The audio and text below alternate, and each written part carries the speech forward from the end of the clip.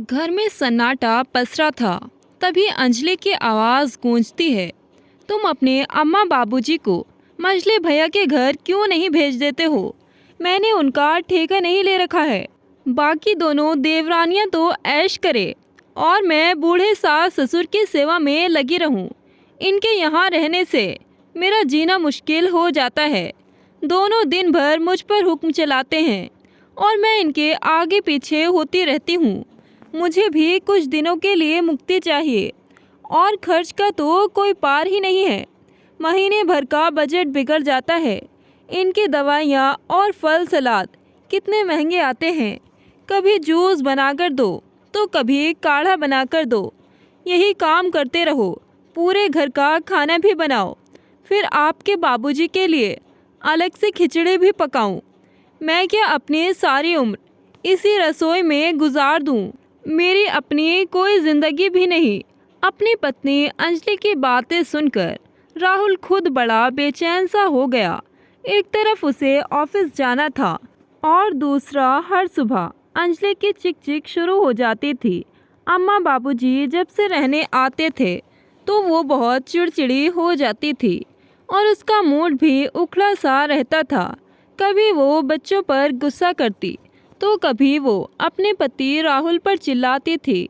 वो अप्रत्यक्ष रूप से अपने सास ससुर को ही सुनाती थी। अब उनकी भी मजबूरी थी।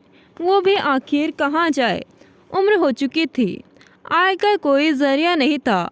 जिस बेटे बहू के घर रहने जाते वो ही उन्हें सुनाते रहते थे। दिन भर उन दोनों के लिए काटना मुश्किल हो जाता था।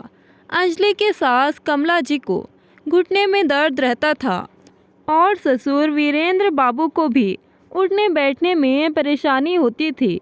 उन दोनों के घर में इसी तरह बैठे रहने से बहुएं चिढ़ जाती थी और अनाप शनाप कुछ भी बोलती रहती थी। दोनों दंपति मजबूर थे। अब बुढ़ापा आ गया तो क्या, खाने पीने को, पहनने को, जीने को दवाइयाँ भी तो चाहिए ही थी। उनका भी नंबर बंधा हुआ था। जिस बेटे के घर 4 महीने रहेंगे उनका पूरा खर्चा वो ही उठाएगा। अब वीरेंद्र बाबू बैठे बैठे अखबार पढ़ लेते हैं, पर उनका चश्मा टूटे हुए 7 दिन हो गए थे। लेकिन अंजलि चश्मा बनवाने नहीं दे रही थी, क्योंकि थोड़े ही दिनों बाद वो मंझले बेटे सुनील के घर जाने वाले थे, तो वो ही चश्मा बनवा देगा। वैसे 4 महीने से ऊपर हो गए थे, इसीलिए अंजलि झल्ला रही थी। मंझले बेटे सुनील को घूमने जाना था तो वो चला गया और इधर कमला जी और वीरेंद्र बाबू को रहते हुए 3 दिन से ज़्यादा हो गए थे। कमला जी और वीरेंद्र बाबू के 3 बेटे थे, राहुल, सुनील और साहिल। तीनों एक ही शहर में अपने अपने परिवारों के साथ रहते थे। दोनों ने मिलकर तीनों बेटों की अच्छे से परवरिश की, उन्हें बड़ा किया और उन्हें पढ़ाया लिखाया। वीरेंद्र बाबू की कोई सरकारी नौकरी तो थी नहीं, इसलिए प्राइवेट नौकरी में छोटे बड़े कर्ज लेकर बच्चों को अपने पैरों पर खड़ा कर दिया। उन्होंने अपने छोटे से घर में अपने माता पिता, पत्नी और तीनों बच्चों को अच्छे से रखा। वो दिन रात जी तोड़कर मेहनत करते थे ताकि परिवार चला सके। जैसे तैसे उन्होंने अपने माता पिता की खूब सेवा की और बच्चों के भी सारे खर्चे उठाए। ये बात अलग थी कि इसी कारण वो अपने खुद का घर नहीं बना पाए थे। अपनी पूरी ज़िंदगी किराए के एक छोटे से घर में ही निकाल दी। अपनी सेविंग बच्चों की पढ़ाई और करियर में खर्च कर दी। उन्हें याद है जब बड़े बेटे राहुल की नौकरी लगी थी तो उन्होंने आस पड़ोस में मिठाई बांटी थी। राहुल की नौकरी लगी, अब उसके लिए रिश्ते आने लगे थे। अच्छी सैलरी थी, पर लड़की वाला छोटे से घर में बेटे को नहीं देना चाहता था और राहुल भी अब इस घर में नहीं रहना चाहता था। उसने कर्ज पर एक बड़ा फ्लैट बुक करा लिया, तो सबने सोचा अब सब मिलकर उस बड़े से फ्लैट में रहेंगे। राहुल की शादी हुई और वो अपनी पत्नी को लेकर अपने घर में चला गया। उसने तो किसी से पूछा तक भी नहीं कि सब मेरे साथ घर में रहने चलो। अपने दादाजी के निधन पर भी वो पूरी रात नहीं रुका। राहुल और अंजलि सुबह आते थे और रात को वापस अपने घर लौट जाते थे। उसने घर खर्च देने से भी हाथ खड़े कर दिए कि उसे फ्लैट की किस्त भी भरनी होती है हर महीने, और नई नई गृहस्थी में 100 खर्चे लगे ही रहते हैं। मझले बेटे की अलग ही कहानी है। वो कॉलेज में सिया से प्यार करता था और सिया अपने परिवार में इकलौती बेटी थी। उसके पिता की शर्त थी कि मेरी बेटी उसी से शादी करेगी जो मेरा घर जमाई बनकर रहेगा। सुनील ने अपनी नौकरी छोड़ दी और सिया से शादी करके घर जमाई बन गया और अपने ससुर जी के साथ उनके बिजनेस में हाथ बटाने लगा।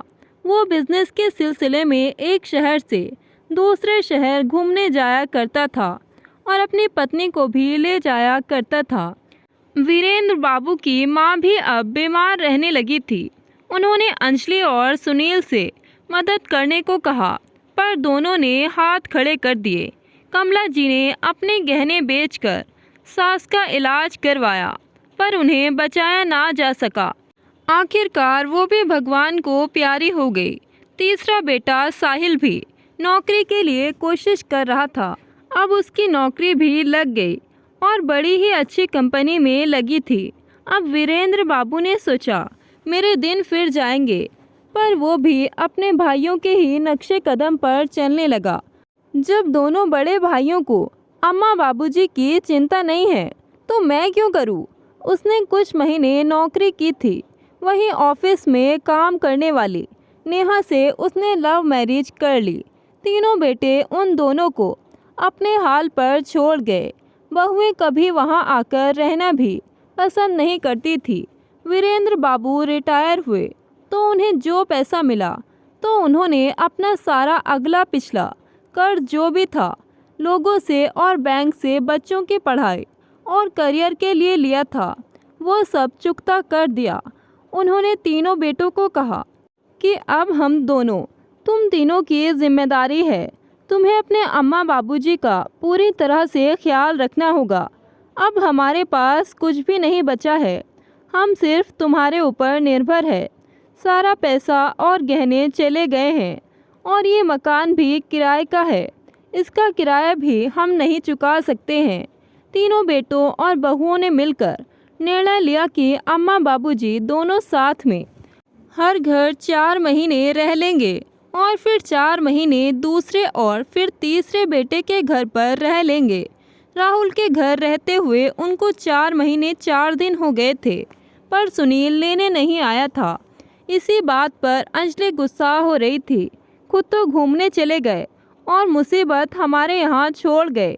4 दिन ऊपर हो गए हैं। अगर कल तक नहीं आएंगे तो मैं इन दोनों को खाना नहीं बनाऊंगी जी। बाहर से खाना मंगवा कर बिल सुनील भैया को भेज दूंगी। बहू की इतनी कड़वी बातें सुनकर कमला जी की आंखें भर आई। सच है, माँ बाप बनकर हमने अपने तीनों बच्चों को कई सालों साल पाला संभाला, लेकिन ये तीनों मिलकर भी हम दोनों को नहीं संभाल पा रहे हैं। हाँ कमला, हमारे पास पैसा नहीं है ना, जो था इन तीनों पर खर्च कर दिया और ये तीनों अब हमें आँख दिखाते हैं, हमसे ऊंचे स्वर में बात करते हैं। बहुएं 2 रोटी क्या देती हैं, ताने देकर सीना छलनी कर देती है। 4 दिन ज़्यादा रह लो तो खर्चे गिना देती है। भगवान ऐसे नालायक बच्चे किसी को भी ना दे। और वीरेंद्र बाबू चुप हो जाते हैं। 4 दिनों बाद सुनील दोनों को लेने आता है और उन्हें अपने घर ले जाता है। अम्मा बाबूजी, आपके रहने की व्यवस्था घर के पीछे वाले कमरे में की है। आपको जो भी ज़रूरत हो तो बोल देना। ये कहकर सुनील चला जाता है। सुबह शाम नौकर चाय पानी और खाना रख जाता था। कमला जी तो ये सोचकर आई थी कि सुनील के बच्चों को गोदी में खिलाएंगी, पर उसके बच्चों को तो आया संभालती है और बहू सिया सुनील के साथ ही बिजनेस करती है। दोनों को पीछे वाले कमरे से घर में आने की इजाज़त भी नहीं थी। सुनील एक बार उन्हें पीछे कमरे में छोड़कर क्या गया, वो दोबारा आया ही नहीं। और सिया तो अभी एक बार भी उनसे मिलने आशीर्वाद लेने आई ही नहीं थी। एक सुबह कमला जी ही थी कि उन्हें अपने पोते की झलक दिखाई दी तो वो मुँहवश घर के अंदर चली गई। आया उसे खिलाने की कोशिश कर रही थी, पर वो चुप नहीं हो रहा था और लगातार रोए जा रहा था। 9 महीने का बच्चा भला बोल भी कहाँ पाता है। उन्होंने उसे गोदी में लिया और उसकी नाभि पर हींग लगा दी। वो चुप हो गया और हंसने लगा। वो उसका लाड दुलार करती रही। थोड़ी देर बाद बेटे बहू आए और आया का गुस्साया चेहरा देखकर आश्चर्यचकित रह गए। मैं यहाँ काम नहीं करूँगी, इन्होंने मेरा अपमान किया है और मेरे हाथ से बच्चा ले लिया। ये सुनते ही दोनों उसे मनाने लग गए। सिया गुस्सा हो गई। आपने मेरे बच्चे को हाथ भी क्यों लगा लिया? क्या पता आपके हाथ साफ भी थे या नहीं। सुनील कुछ ना बोला। कमला जी रोते गई। आज वो फूट फूट कर रोई। रोते हुए पीछे कमरे में आ गई। वीरेंद्र बाबू बोले, तू रो ले, मन हल्का कर ले। ऐसे नालायक बेटे को जन्म देने का अफसोस मना ले। जैसे तैसे 4 महीने निकल गए। साहिल उन्हें लेने आ गया। उन्हें पता था जहाँ 2 बेटों के घर वो बोझ बन गई थी, वहीं तीसरे बेटे के घर भी यही दुर्गति होने वाली थी। गौरवपूर्ण साहिल और नेहा भी नौकरी करते थे। उनके घर खाना बनाने वाली आती थी। सुबह 6 बजे ही वो रोटियां बनाकर रख जाती थी। रोटियां भी बड़ी पतली होती थी और नेहा 4 जनों के लिए केवल 8 ही रोटियां बनवाती थी। 2 रोटी वो भी इतनी पतली होती थी कि दोनों का पेट ही नहीं भरता था। मोटा अनाज खाने वाले दोनों दंपत्ति भूखे ही रह जाते थे। उन्होंने साहिल को कहा भी कि 2 रोटी कम पड़ती है, ज़्यादा बनवा दिया करो। नेहा ने ये बात सुन ली। आप दोनों दिन पर घर बैठे ही तो रहते हैं, ज़्यादा खाना खाएंगे तो पचेगा नहीं। अब इस उम्र में कम ही खाना चाहिए। इसके बाद दोनों ने कभी बेटे बहू को टोका नहीं। एक रात दोनों ने मिलकर फैसला किया और रविवार को तीनों बेटों को एक साथ बिठा लिया। मेरे बच्चों, हम दोनों ने फैसला किया है कि हम दोनों तुम तीनों के घर में नहीं रहना चाहते हैं। तुम तीनों ही हमें ऐसे खाना देते हो जैसे कि कोई एहसान करते हो। हमारे अंदर भी स्वाभिमान है। हम इज्जत की रोटी खाना चाहते हैं। तुम तीनों के घरों में हमारे साथ जो व्यवहार होता है वो हम और सहन नहीं कर सकते। मैंने एक छोटे से किराए के घर में अपने माँ बाप के साथ तुम तीनों को भी अच्छे से पाला और अपने पैरों पर खड़ा कर दिया। इस काबिल बना दिया। जितना मुझसे हो सकता था मैंने किया और तुम तीनों एहसान फरामोश माँ बाप को उनके हालातों से अकेला लड़ने के लिए छोड़ गए। तुम तीनों मिलकर हम 2 को भी नहीं संभाल पा रहे हो। हमारे लिए तुम सबके पास ना तो समय है, ना मान सम्मान है और ना ही तुम हमसे प्यार करते हो। हम दोनों की अलग रहने की व्यवस्था कर दो। हमसे बहुओं की झिड़कियाँ रोज़ नहीं झेली जाती हैं। कहीं भी एक किराए का घर ले दो। उसके किराए के बिजली, पानी, राशन की व्यवस्था तुम तीनों को मिलकर करनी होगी और एक फुल टाइम मेड रखवा दो। जो भी खर्चा आए बराबर बांट लो। तुम्हारे पास कोई कमी नहीं है ताकि हम लोग अपना अंतिम समय इज्जत से बिता सकें। हमें रोज़ रोज़ अपमानित नहीं होना पड़े। 4 दिन किसी बेटे के ज़्यादा रुक जाए तो 2 रोटी के लिए सुनना नहीं पड़े। तुम लोग नहीं मानोगे तो मैं कोर्ट में भरण पोषण के लिए अर्जी लगा दूंगा। मैं अपनी पत्नी के साथ बुढ़ापे में इज्जत के साथ रहना चाहता हूँ। वीरेंद्र बाबू की बातें सुनकर तीनों बेटे बहुओं की नज़रें झुक गई। उन्होंने माफ़ी मांगी पर वीरेंद्र बाबू अपनी जिद पर अड़े रहे। तीनों बेटों ने वैसे ही किया जैसा वो चाहते थे। वीरेंद्र बाबू अब अपनी पत्नी के साथ इज्जत से एक छोटे से घर में फिर से रहने लगे। दोस्तों, माँ बाप इतना संघर्ष करके, कई कठिनाइयों को पार करके, आर्थिक स्थिति ठीक ना होते हुए भी अपने बच्चों के भरण पोषण में कोई कमी नहीं आने देते। वो अपनी इच्छाओं को मारकर उनकी इच्छाओं को पूरा करते हैं और वही बच्चे अपने पैरों पर खड़ी हो जाने के बाद अकेले माँ बाप को मिलकर नहीं रख पाते। उन्हें 2 वक्त की रोटी चैन सुकून से नहीं देते। दोस्तों, जो वीरेंद्र बाबू ने फैसला लिया था वो सही था कि गलत, कमेंट करके अपनी राय ज़रूर बताएं।